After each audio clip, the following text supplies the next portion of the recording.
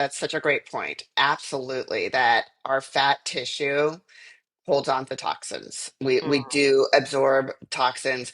The other really interesting thing about fat tissue that we've also learned in the last 10 years of research or so is that fat tissue, we used to think that it's sort of just this just fat that sits there, but it's actually like an organ of its own. And it mm. sends out chemical messengers to other parts of your body that tend to be destructive and inflammatory.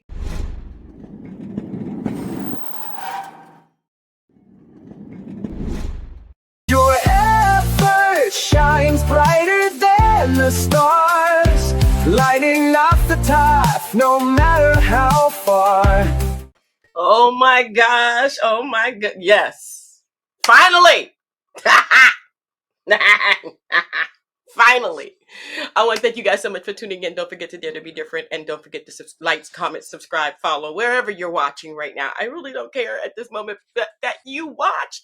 It's very, very important because health. Health. Now, a lot of people are like, yeah, I'm just going to go out and do my thing. And I'm going to, I'm going to drink and I'm going to be merry. You only live once. You only live once. But health is so important to live once.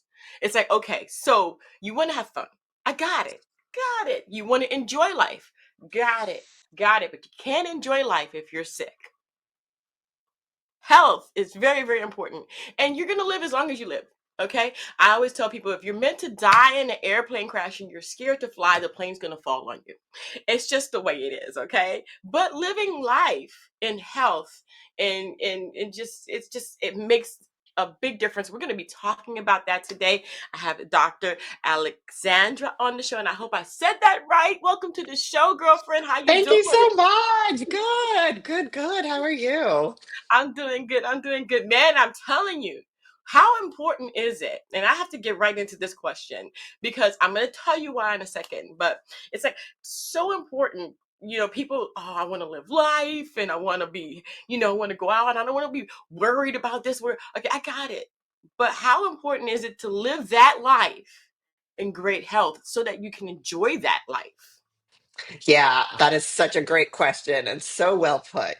People say you can have 100 problems in life, but when you have a health problem, you have just one problem. Mm, And if you're not feeling well, if you aren't comfortable in your body, all those other things don't matter. It's really hard to enjoy everything else. So absolutely, life is meant to be enjoyed. We need to get fulfillment as much as we can out of life, but also invest in this vessel that we have yeah. and um, try to create a life where we can enjoy all the fruits of our labor. Definitely, definitely. I recently just went through a health crisis. And a lot of people didn't know that I did this. I was going through this because I didn't show it. I kept going. So I Mhm. had fibroids, but I've had them for so long that I didn't realize that it was draining my body and putting extra work on my body. So my hands are nice. I don't know if you can see that nice and red now. I don't know. Yeah, yeah. So, I had a hysterectomy. But Wow. yeah, I had a hysterectomy that left my ovaries, but I had a hysterectomy. But I had a hysterectomy because it was just starting to bother me. The fibroids were starting to give me a bad quality of life. Hmm. It was over 40 something ounces when a uterus is only two, from what I Yeah. understand. So mine was like 40 something, which is over a little bit over a pound. Um, I just didn't realize how bad I was until they were gone. I woke up after the surgery and I was like, I feel different. I felt even though I was in pain, even though I was coming out of the anesthesia, I felt better. Hmm. Like better. Like, wait a minute, is this the way I'm supposed to feel? Is this normal? A lot of people don't realize what normal is until after the one thing that they were struggling with has been removed from the picture. Um, and I can't believe I lived like that long. You Yeah, absolutely. you're saying that people shouldn't feel sluggish. They shouldn't be carrying extra weight. There's something going on, maybe. I mean, explain that to me. How is Yeah. that supposed to be? the norm for people who don't understand what norm is. Right. Yeah, and that's such a great question, and I think we get used to these little aches and pains, we get used to the discomforts of life, and it starts to feel normal, and many people have the experience of going to a doctor and getting checked out, and maybe they're complaining of being tired most of the time or not getting good sleep or not being able to really tolerate much exercise and they get labs done and they're told you're normal and then you sort of Yeah. go along and keep living life and when it comes to weight, something really changed in our world over the last 40 years. There's some really staggering statistics Yeah. that now 70% plus of Americans are overweight um, and that didn't used to be the case, and so something certainly changed, and I don't think that our bodies fundamentally changed. I think that this problem came up, and um, doctors very unfairly mostly blamed the victims, where people were told to move more and eat less, but people still felt very stuck. Mm-hmm. And and I think that's the case for most people Yeah. because our metabolism isn't Oh, healthy and our hormones aren't healthy. no. No. And most doctors aren't looking at that, hormone health and metabolic health, especially in women. Women have been forgotten by medicine in many ways. Most medical studies were done on men until very recently. Most of the research that informs how medicine is practiced was done on white men. And women and people of color have been largely excluded. And while modern medicine has allowed us to live longer and we have amazing cures for cancer and we can cure infections and all these things, we have not done a great job paying attention to quality of life over those years. How can we help you look at the root causes of what's going on? You know, how can we help you not get diagnosed with diabetes at 60 when we actually know that your body starts changing at 40? Come And on. I can tell a 40-year-old if something doesn't change, you're going to have diabetes at 60. And let's work together and make some changes so that I don't have to give you this diagnosis in 20 years. My goodness, my goodness. You said some key things, and a lot of people already kind of figured that out. You know what I mean? And it's like, Hmm. okay, so we know that, but the medical society, the professions that actually publicize this, don't put it out. They don't put it out. And like you said, okay, the biggest thing that I noticed that you just said was most studies are done on white males. That excludes white females, Hmm. it excludes black males, Hmm. Hispanic. It excludes because you have a different black, you have African American, and then you have African males that are different Hmm. metabolically than African Americans because we're mixed. Then you Right. have European males; they're more susceptible to the actual studies. Am I correct? Because European Hmm. white male is the basic principle, but then you got all the other males. I mean, you and white males aren't predominantly the biggest factor on earth. Right. What And is I it? think it's What is it? Indians, Filipinos, yeah, Asians are the biggest. definitely Asians. Yeah. Thank you. We're excluding the biggest population, even without adding blacks, Hispanics. What is that? Right. Yeah, that's a great question. And one of the issues is that medicine moves so slowly. So it takes an average of about 15 years for research to actually be incorporated into practice. So now we are seeing more studies, of course, including other populations, but it's taking so long for that to become meaningful in medical practice. The other thing is that women are complicated. Women Ah, have women have hormones, men have hormones too, but men, it's pretty much just that one hormone. It's yeah, testosterone and it's yeah, important. yeah. But women, we're hormonally complex. And for that reason, we were left out of a lot of medical studies. And especially when it comes to heart disease. And what we've found more recently is that things really happen differently in women's bodies, and our hormones, which have also historically largely been ignored. Um, and, we've been called hysterical and all these other things, but the hormones are really important. Yeah. And this whole idea of kind of losing, starting to feel like your body isn't yours, and Mm, being told you're fine, but you don't feel fine. You don't have energy, you don't have drive, you don't enjoy things like you used to. And no. especially at midlife, this happens significantly for women. Yeah. And there are changes happening to the metabolism, to your hormone landscape um, that are bringing about those changes. And although that's not addressed by a lot of doctors, we do have the science now to help both men and women live healthier, live with more balanced hormones, with a healthier metabolism, where you Mm. can enjoy life, where you can have treats when you want them, but you feel Treat. comfortable in your body. Oh, Treats. Yeah. treat. Treats. We can have treats. Who told you this? Yes. Stop. Yes. Yeah. Oh my So gosh.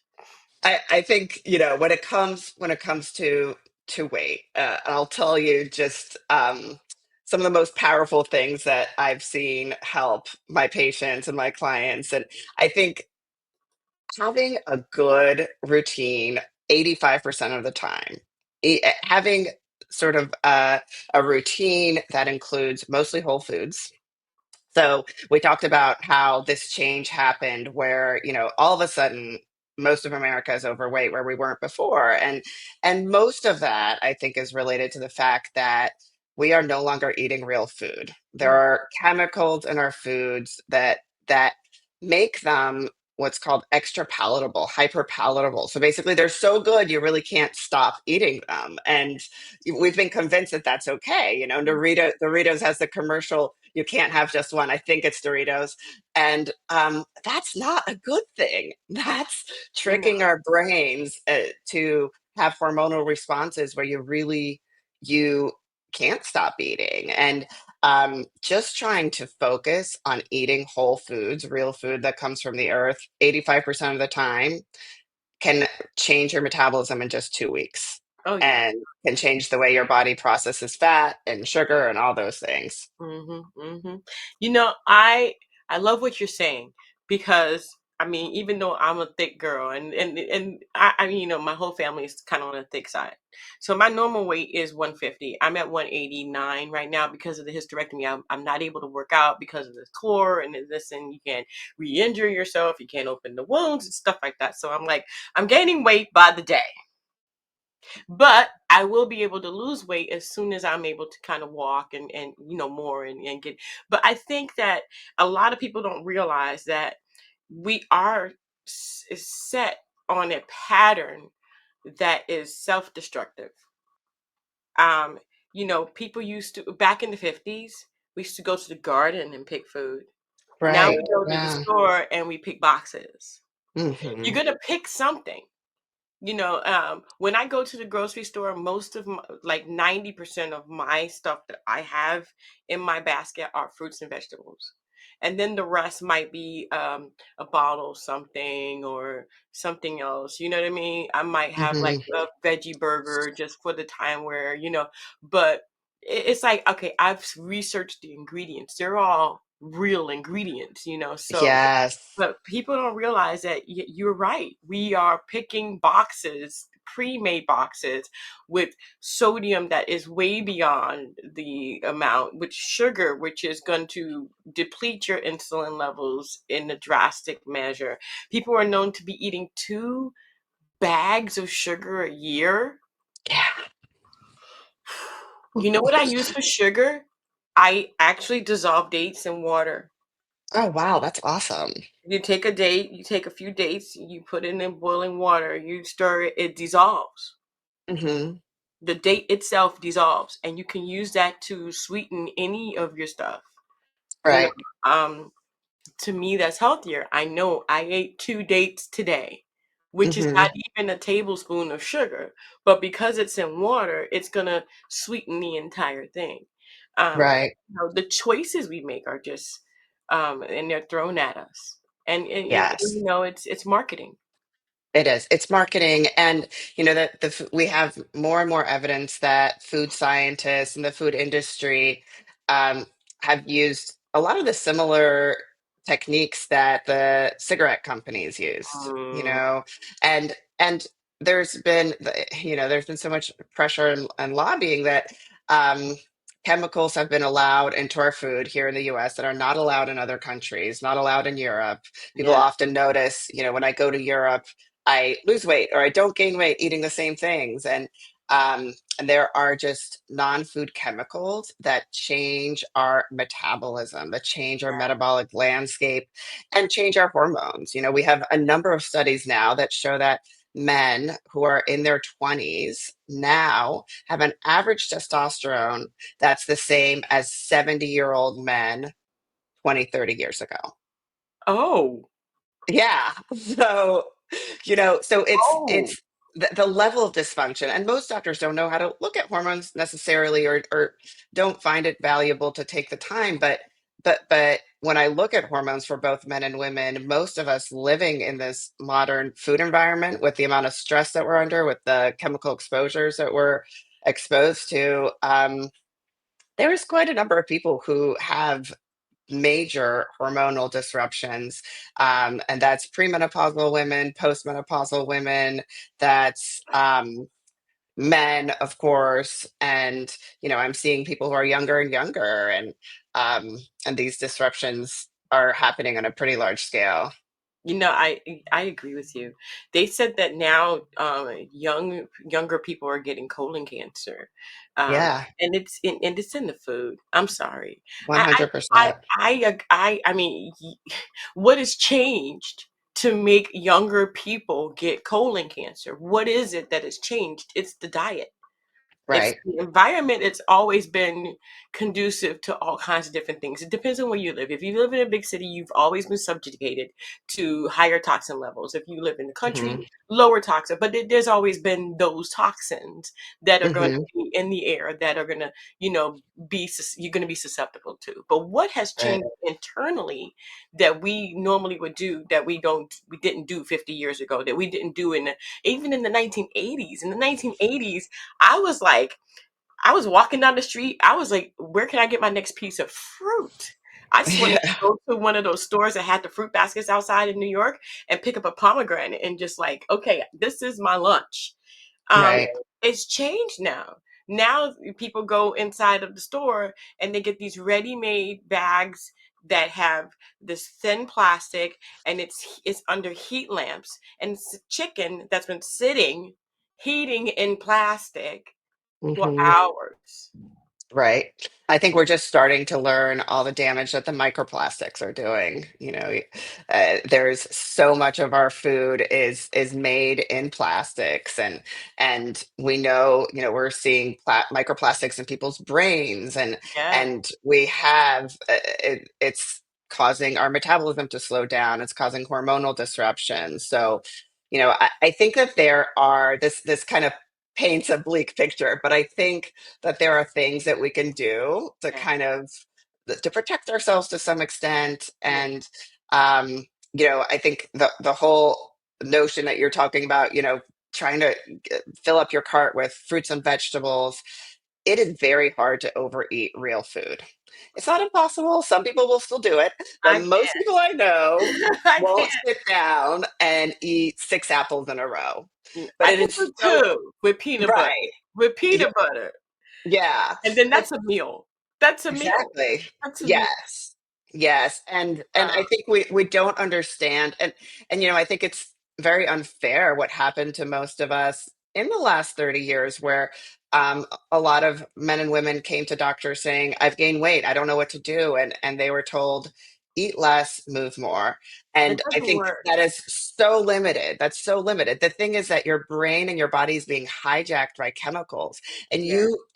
it just causes this cycle of shame, where um, I see people all the time who want to eat less, who want to move more, but they don't have the energy, and they are eating foods that cause cravings that are biochemically almost impossible to overcome, Yeah. and once those reactions are set off in the body, something changes, and it's not your fault. It's Yeah. really, um Mm, mm, mm. we have to have strategies that kind of counteract those things. Yeah, definitely. I think what really, and we're going to be getting into like hormones and specific questions on that a little in about 2 minutes. But I think that one thing that actually helped me to actually get off of those things like the crackers and the this and the that and all that stuff was I don't call that food. I call those chemicals Hmm. because it to me my body's not responding as if it's food.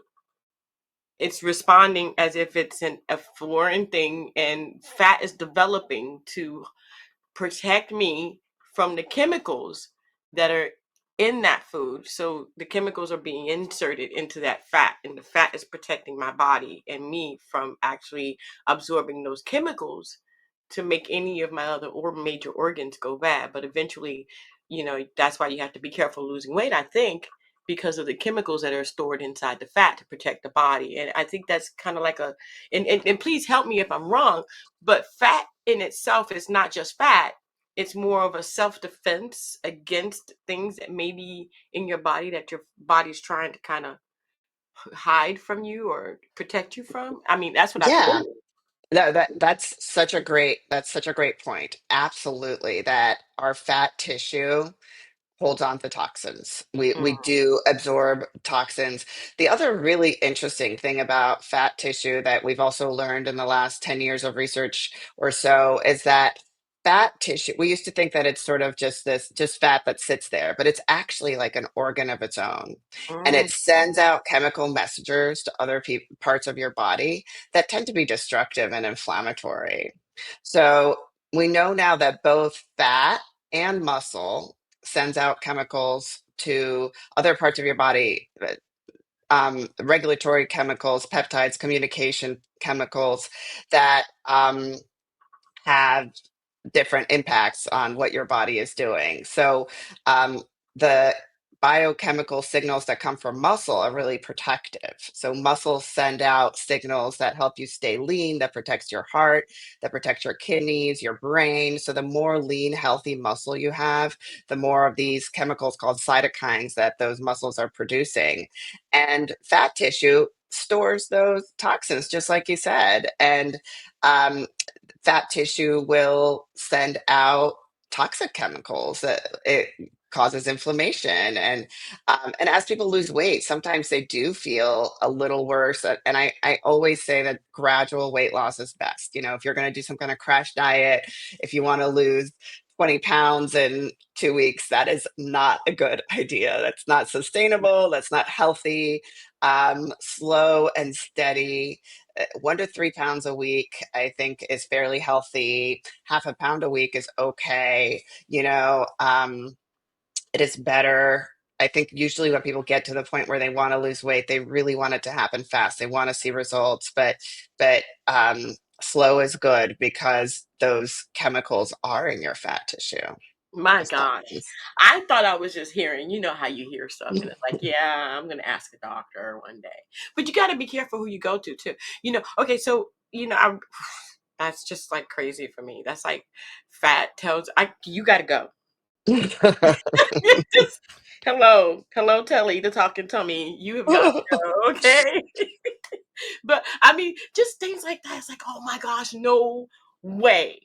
So let's talk. Okay, so I think the biggest thing for me would be, like I said, I feel so much better. I don't have to take iron. I'm not anemic anymore. There are Mm, certain things that have happened to my body that I'm like, wait a minute. Was that the fibroids? My back doesn't hurt anymore. mhm, My I can bring my knees up now. I feel better. I mean, there's just so many. I mean, it's hard to explain how much better I feel. Like it's not a it's not a more it's physical. Don't get me wrong. It's physical, but it's more like me. Like I feel like I felt when I was a teenager, when I was in my 20s, where I felt healthy. And feeling healthy doesn't mean that you're sluggish, doesn't mean that you're this, doesn't mean that you're that. And everybody has, and let me ask you a question. Does everybody have a certain weight that they kind of plateau at? Can they get lower than that, or is that their ideal weight? Because everybody, when I go to the doctor, they're like, well, 150 shouldn't be your goal weight. Well, at 150, I'm a size 5. What, you want me to be, a 2? I don't want to be a 2. A 5 is skinny. Okay, at because I'm muscular, so I have a lot of muscle, and I have, so I'm heavy. I'm not light. At 180, I'm 189. I'm like 30 to 40 pounds overweight right now because of the fibroids that were making me. I wasn't able to digest. There was a lot of things going on with this body. Right. So, Yeah. tell me, hormonally speaking, like if you were to get your hormones in check, like number one thing, forget exercise, forget everything else. Just try to get healthy, like I did. Try to get, like, what is the root cause of Hmm. the digestion being off, the hormones being off, and gaining weight. I mean, you eat a cone of ice cream, and tomorrow you are a pound heavier. What is this? What is Yeah. it? Right. That's such a great question. And you said a few things there that I just want to comment on. So first you said health, you feel like you're healthy. And I think we underestimate how important that is. And, I went to medical school. I had a very conventional medical education, and I learned a lot about disease. Mm, And most of medical education is based on disease that should be solved with pills or surgery, which is super useful and it's very important. But and I trained in emergency medicine. I worked in emergency medicine for 10 years, and I saw a lot of disease, and I helped a lot of people continue living life where they might not have been able to beforehand. And that was very meaningful for me. But I eventually shifted my practice in something that interested me more, which is health. How do mhm. we bring about a state of health? Um, sure, dealing with disease is really important, but what is health, and how do we bring the body into balance to actually create a conditions where health can happen? Because I think intuitively most of us know what that feels like to feel really healthy, and we know when we don't have it too. So and you asked about the set point, which is also such a great question. And I think most people do have a set point, and your body, once it's been at a certain weight for a while, it does protect that set point to some extent. And I think that weight is a very confusing number, and I don't think it's a very good number. Weight and BMI, they're kind of throwaway numbers. What we do is we test body composition in my office. So we use an in-body scan to look at your percent body fat, percent muscle mass, and how much water you're retaining. And my goal for my patients when they come to me for body composition is to maintain or increase muscle mass and decrease your percent body fat. I don't Mhm. really care what the overall number is. It doesn't matter. Like you talked about, you are very healthy at 155 if that's your number, Right. and usually we look at that I look at that body scan with my patients, and we say what I'd like is to get your muscle mass to here and to get your fat mass to here. And sometimes the overall weight doesn't change that much. But I see that they've gained 5 pounds of muscle and lost 10 pounds of fat, and they are looking and feeling the best that they ever have. So, Yeah. so I think that looking at body composition rather than that number on the scale, and that number on the scale can do a real number on our heads Yeah, that too, number on the scale sucks. yeah, that sucks. That sucks. So don't believe the hype about the scale. Yeah, It can be misleading, it can be. and It can and be. body composition is much more important. And yeah, and especially I think for women too. You talked about not being skinny, and I don't think we shouldn't try to be skinny, but I feel like women have been conditioned to be less, to make themselves smaller, and I really try to encourage people, you know eat for nutrients, Hmm. build yourself up, get stronger. This whole era of breaking us down and getting smaller and getting thinner, forget all that. None of that is healthy. That's not what you want for health. And like you said, yeah, most women and men feel like they know what weight they felt healthy at, or they know what their clothes fit like, or what their strength was like, and making a plan together and getting people to that weight, quality of life really improves. It does. It So I think I didn't answer any of your hormone questions. But okay, so the one thing that I found, and I know that I want to talk about this, is the weight loss. Weight loss is big, but weight loss is not just weight loss, and a lot of times people don't realize that there's something going on individually inside of you. There might be that you're eating too much sugar, too many carbs. It might be that you're eating too much salt. Your body is retaining water. It could be that your kidneys, you're not drinking enough water because your kidneys are at 60% function and you didn't even know it because they don't hurt. Kidneys don't hurt. You can't tell when you're at 60%. You just know that you're not, the doctor will tell you you're not drinking enough water. You have too many ketones, you don't have enough ketones. It's like it's a balance that's like crazy balance. But what I figured is um everyone's individually going through something, and so you can't really diagnose people because, oh, I'm not losing weight. What's going on? There is no set anything like, oh, here it is. You Right. know, it's individual. Like I said, when I got the hysterectomy, that's when I felt normal again, and I forgot what normal felt like. And I went and ate ice cream, and I didn't gain a pound. I was like, Hmm. wait a minute. I mean, I can't eat ice cream every day because obviously you will gain a pound, but it Right. wasn't the Absolutely. following day. Yes. You see, that's the difference. And I'm like, Yeah. okay, I had ice cream. I can have ice cream all the time. And I really don't like ice cream all the time, but this is big for me. And I went out testing everything I couldn't eat before that I liked, that I knew that was healthy, and it didn't bother Hmm. me the same. So I was like, you know and so Hmm. I started realizing that it was not only the fibroids, but it was blocking a lot of things. So what do you tell people generally, like, okay, there is no one size fits all when it comes to this, but what do you tell people generally, because I know that you have your own practice. I know that you help people to get that health, get that optimal health for themselves. And I Hmm. really, really want that for people. Yeah, absolutely. And that's such a great question. And that is so true that everybody is different. Everybody is an individual. And I think um, part of the approach that makes my practice a little different is that we don't have a one size fits all approach. I want to get to know every single person that comes through our doors. I want to know your history, your struggles, and we can generally figure out what's gone wrong. But I think an overarching principle, like we talked about, that everyone can benefit from is trying to prioritize whole foods. Hmm. And, um, there are five major reasons that cause people to become overweight and obese.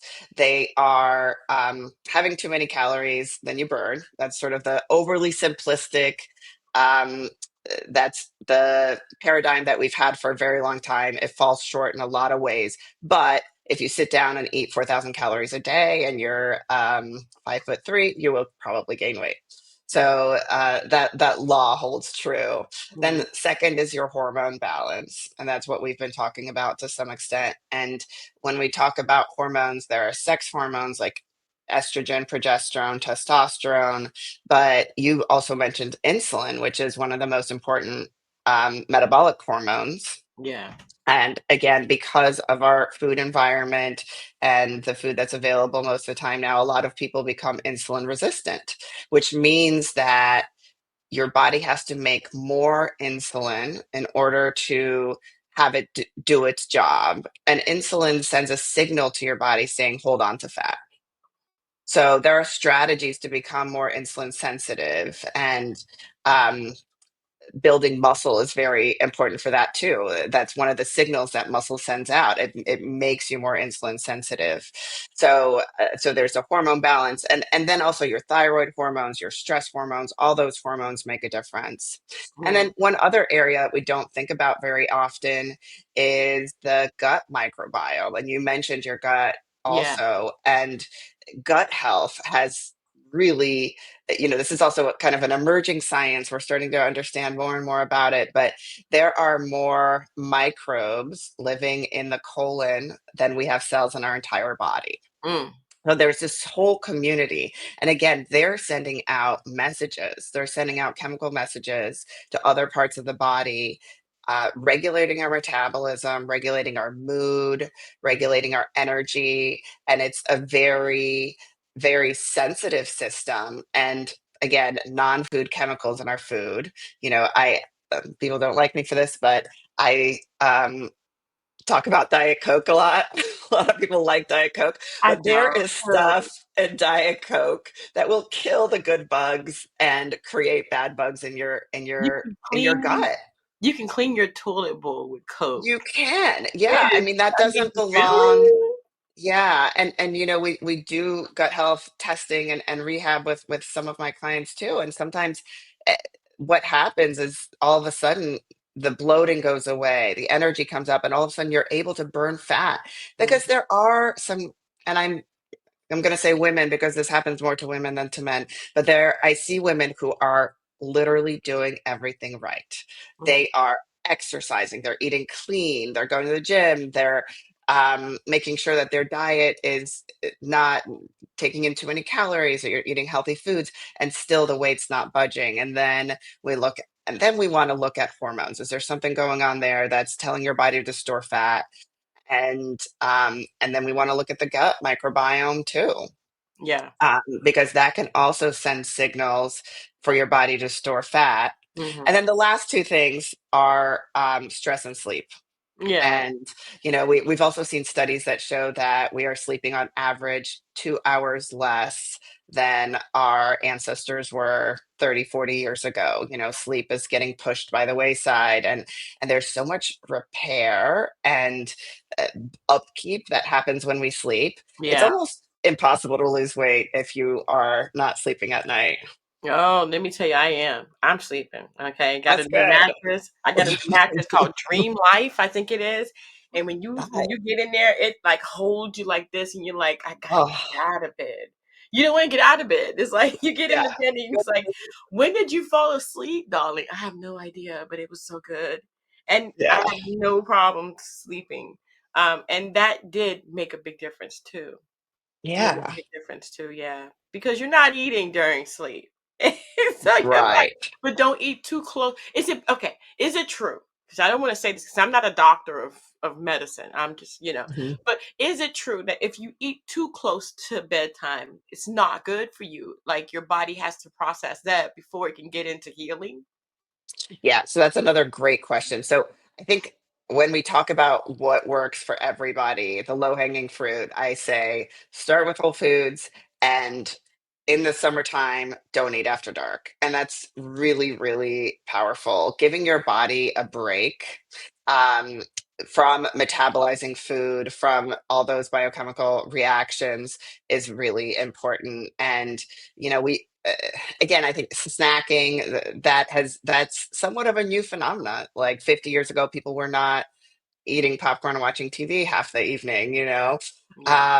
And your body needs that rest to not be producing hormones related to digestion. Um, and when you're sleeping, we produce growth hormone. Everybody produces growth hormone, which is responsible for some fat burning and muscle and just repair of anything that happened during the day. And that is not released well if you're eating too close to bedtime. So in the summertime it's a little easier, but I try to encourage people, don't eat after dark. Have dinner be your last meal. Have dinner be the last food that you ate. Mhm. And you can drink tea. There's some wonderful herbal teas that taste really good that you don't have to add any sweeteners to, but it's really powerful to end with dinner. I got you. I got you. Don't feed them after midnight. That's right. For all of us who know what I'm talking about, we already know. Don't feed them after the midnight. They're cute and cuddly, but after midnight, don't do it. Wow. Well, doctor, thank you so much for being on the show. Is there anything that You're we've welcome. missed? Is there anything that we've missed that you would like to say before we finish today? I think just encouraging people to look for solutions, to find a partner, a physician who can partner with you in your health. And if you are feeling like you don't have enough energy to go through the day, if you're feeling like you're doing everything right, but weight is not coming off, if you're trying to have a good sleep schedule, but still are unable to sleep, that's not necessarily normal. And we have the tools now to figure some of that out. Right. Um, and if you're thinking about losing weight, remember it's not the number of the scale. We want to lose fat, gain muscle, and build you up rather than break you down. Awesome. Awesome. Well, thank you, doctor, so much. I know Thank we you didn't so answer, much. no problem. I know we didn't answer all of your questions, and that's on purpose because you need to go to her and figure this out for yourself. Again, this is not a one size fits all thing. You just can't put it over your head and go, okay, it is done. All right. Yay. No, it doesn't work like that. There is extra small, small, small, medium, large, extra large, extra large, extra large. That means that there is something for everybody out there that may be a bigger thing that you have to deal with. Like me, I had to go into surgery. So I had an extra, extra large issue. And now I figured it out. It's gone. Now, if there's anything else in there, I know what it feels like to be normal. And so, that's a big deal. And so, if you have an issue, if you need a consultation, I have the website there. I'm going to put it in the description box wherever you may be watching. It's also under her name. So, the Gajer, but with a J. So, Gajer practice.com. We're going to put that in the description box below so that it'll be easy for you guys to find it and, get a consultation, get your blood work done, do something, because again, if I didn't do that, I would not have ever known what was really, really going on with my body. And sometimes, you're in your body, you just don't know what's going on. And the communication apparently going on between the fat and the muscles is totally opposite of each other. And we need to figure this out. All right. I want to thank you guys so much for tuning in. Don't forget to dare to be different. And until next time, guys, I hope everything goes well for you. Bye.